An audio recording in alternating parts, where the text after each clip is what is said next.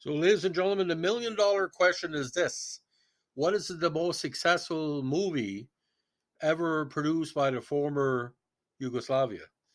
Well, think for a second. Think of a possible Dirty Dozen, not say sequel, but of a side style with a comedy motif and a stellar cast. Got to be Kelly's Heroes. Now, this came out in 1970. It was a comedy drama heist film similar to the other comedy drama heist film that were popular from the 50s to the early 70s. It was directed by Brian G. Hutton about a motley crew of American GIs who go AWOL in order to rob a French bank located behind German lines of its stored Nazi gold bars. The film stars Clint Eastwood in the lead, as well as Telly Savalas, and co-stars Don Rickles, Carol O'Connor, and Donald Sutherland playing a kind of a New Brunswick-style hippie. Secondary comedic roles were included Harry Dean Stanton, Gavin MacLeod, Carl Otto Alberti, and of course the great Stuart Margolian. The screenplay was written by Troy Kennedy Martin, a renowned British film and TV writer. It again was a U.S. Yugoslav co-production, filmed mainly in the Croatian village of Vizanda on the Istria Peninsula. Now, during a thunderstorm in early September 44, units of the 35 Infantry Division are nearing the French town of Nancy. One of the division's mechanized reconnaissance platoons is ordered to hold their position when the Germans counterattack. The outnumbered platoon is also hit by friendly fire from their own mortars. Now, Private Kelly, a former lieutenant scapegoated for a failed infantry assault, captures Colonel Dankoff of Wehrmacht Intelligence. When he's interrogating his prisoner, he notices the officer's briefcase has several gold bars disguised under lead plating. Curious, he gets the colonel drunk and learns that has a cache of 14,000 gold bars worth 16 million, which is 270 million today, stored in a bank vault 30 miles behind German lines in the French town of Clermont. When their position is overrun and Americans pull back, a Tiger I tank kills Dankoff. Now, Kelly decides to steal the gold. He recruits Supply Sergeant Crap Game in order to obtain the supplies and weapons that will be needed. A spaced-out tank commander, known as Oddball, played by Donald Sutherland, overhears the heist plan and suggests that these 3 unattached M4 Sherman tanks join the caper. With their commanding officer, Captain Maitland, preoccupied with his visiting uncle, the general, and stealing a yacht, Kelly's platoon are all eager to join Kelly in the heist. After much argument, Kelly finally persuades cynical Master Sergeant Big Joe to go along. Now, Kelly decides that his infantrymen and Oddball's tanks and crew will proceed separately and meet near Clermont. The Shermans fight their way through the German lines, destroying a railway depot in the process, but the bridge that he must cross is blown up by Allied fighter bombers. Oddball contacts an engineering unit to build a bridge for the crossing, and the engineers in turn bring in even more men to supply support. Now, Oddball, after losing their jeeps and half-tracks to friendly fire from an American fighter aircraft that mistakes them for German soldiers, Kelly and his men proceed on foot. They walk into a minefield, and Private Grace is blown up when he steps on a mine. Forced to engage a German patrol that arrives to investigate the explosion, the last 2 men still trapped in a minefield, PFC Mitchell and Corporal Job, are killed before Kelly's team can eliminate the German soldiers. Now, Oddball links up with Kelly 2 nights later, bringing with him the extra troops that he's acquired, and they battle their way across the river to Clermont. By this time, intercepted radio messages attract the notice of Major General Colt, who misinterprets them as efforts by an aggressive army unit, pushing forward on their own initiative, and immediately rushes to the new front to exploit this breakthrough. Now, Clermont is defended by 3 Tiger I tanks of the 1st SS Panzer Division and its infantry support. The Americans are able to eliminate the German infantry and 2 of the Tigers, but the final tank parks itself right in front of the bank after Oddball's last Sherman tank breaks down, leaving them stalemated. At Crap Game's suggestion, Kelly, Big Joe, and Oddball approach the Tiger and offer the commander's crew a deal, equal shares of the gold if the Tiger will shoot the armored doors off the bank. After the Tigers blows the bank doors open, the German and American soldiers divide the spoils, each gold share amounting to about $875,000 US, or $50 million today. They go their separate ways, just barely ahead of the still oblivious General Colt. Colt's way into Clermont has been blocked by the joyous crowd of relieved French residents who have been deceived by Big Joe into thinking that Colt is French General Charles de Gaulle. Very interesting scene, by the way. So definitely an all-star cast in this, and I want to go over some particulars.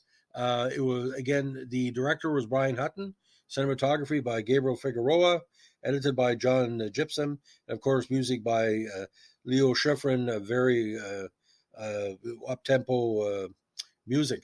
Now, it barely made back its $4 million budget, but at the point of 146 minutes, it's supposed to be an epic, but it's the same thing. So again, Clint Eastwood and Kelly, Telly Savalas as Big Joe, Don Rickles as Crap Game, Carol O'Connor General Colt, Donald Sutherland as Oddball, Gavin MacLeod as Moriarty, Stuart Bogolian as Little Joe, Jeff Morris as Cowboy, Harry Dean Stanton as Willard, and all different. Telly Savalas' brother George is in there as well. Now, the screenplay was written by British film and television writer Troy Kennedy Martin. He relied on a true story, features the greatest robbery on record in the Guinness World Records from 56 and 2000. On December 4th, 1968, Elliot Morgan, MGM's head of research, wrote to Guinness requesting information in this entry. The greatest robbery on record was the German National Gold Reserves in Bavaria by a combine of U.S. military personnel and German civilians in 1945. Now, on 10th December, the editor, Norris D. McWhirter, wrote back to Morgan, stating he had very little information. He essentially suspected that there had been a cover-up, which required that the story should be subject to a restricted classification. He closed by suggesting that until the security classification was changed, due to the debt or a flux of time, any film made will have to historical romance rather than history. Now, the movie itself was announced by MGM in November 1968 under the title of The Warriors. Filming commenced in July 1969 and was completed in December, a big shoot. The film was made and released during a time of great financial difficulties for MGM in the early days of the turbulent ownership by Kirk Kevorkian. It was shot on location in Vizinda in Croatia, in the ruins of the Bekovan Palace in Serbia, in Yugoslavia, and finally in London. One of the reasons for the selection of Yugoslavia as the main location was that, in 1969, it was one of the few nations whose army were still equipped with operating World War II mechanized equipment, both German and American, including in particular the M4 Sherman tank, to simplify the film's logistics tremendously. Now, the MGM had a longer movie. It had cut approximately 20 minutes from the film before its theatrical release. Eastwood said in later interviews that he was very disappointed by the recut by MGM because he felt that many deleted scenes not only gave depth to the characters, but also made the movie much better. Some of the deleted scenes were shown on promo stills and described in interviews with cast and crew for Cinema Retro Special Edition article about the Kelly's heroes. Deleted scenes including Oddball and his crew pick up to go across the lines and meet up with Kelly and the others. The platoon encounters a group of German soldiers and girls, a naked girl swimming in a pool. There's scenes with Oddball in the barn at night. General Colt in bed with some woman when he gets a call that Kelly and others are broken through the enemy lines. During the attack on the town, production designer John Barry had a cameo as a British airman hiding from the Germans. One promo still shows Kelly fighting a wounded German soldier among the ruined houses during the final town attack. Very similar to the Good, the Bad, and the Ugly dying soldier cigarette scene.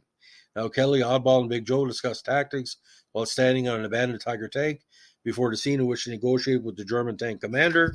And when Kelly and the platoon drive off at the end, a bunch of soldiers yell at them that are headed in the wrong direction. Now, the musical score and soundtrack was quite good.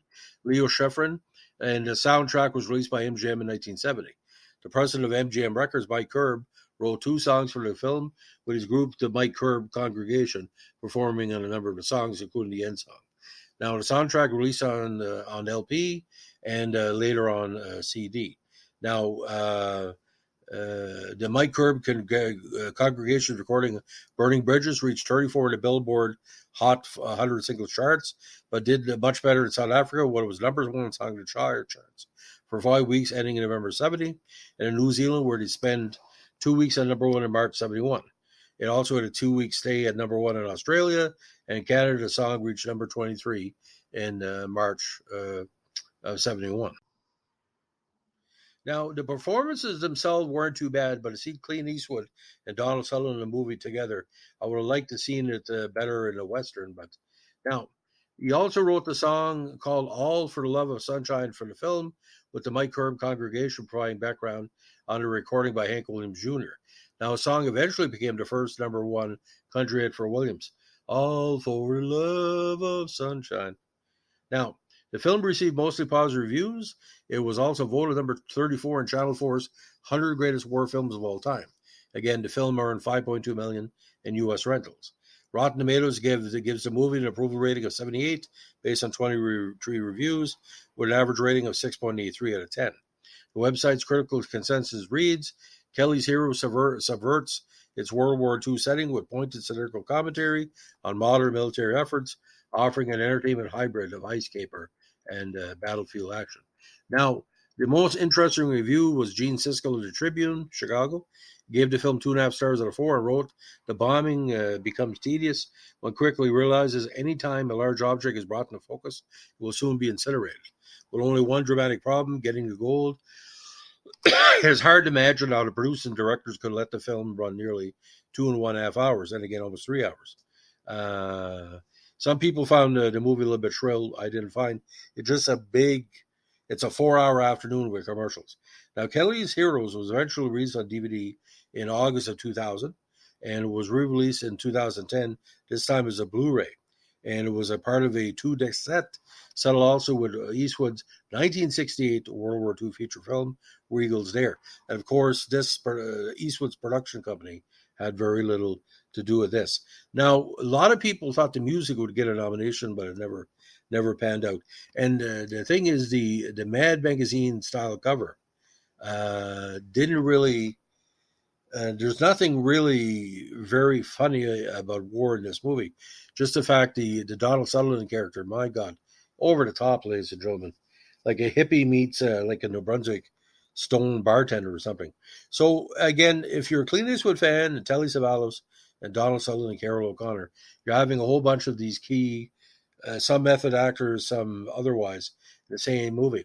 But Gavin MacLeod in a war movie, don't see that very often. But, I'm a big fan of Stuart Margolian because what he's done, like with Rockford Files. But again, Clint Eastwood, it comes across, this is what it comes across like, and I'm sorry to say this, it comes across like a war comic book or a comedic version. They're like Sergeant Fury to Howley Commandos, Med Abbott and Costello. But people were getting killed and it was putting himself in danger. I give it a star again. I know it's my common thing. 3 stars out of 4. But 3 hours of Telly Savalas in a movie, it's a hard go. It's a hard slog because people are going to see Clint Eastwood and some of the subsidiary characters dominate the screen. With an Eastwood movie, you see him 90% of the time on the screen. There's no lazy work with Eastwood. But it's kind of weird, like Donald Sutherland's character. I don't know if that's based on a family member, but I grew up with New Brunswickers that, a little bit too much, ganja when it comes to the Eagles on the vinyl, their brain is fine. So, ladies and gentlemen, you see this movie on AMC in different places. It was a late night favorite on CTV and ATV in Canada in the 1970s and 80s. And the problem was we had a movie called Midday Matinee, where we showed an hour one movie one day, hour the next. This is what you call a big drink of water. And if you saw this at the drive-in, 2 hours would have done it, but 2.5 to 3 hours, no go. So thanks for following our Clint Eastwood podcast. If you like what we're doing here, give us a like, comment, subscribe, or share. Bye.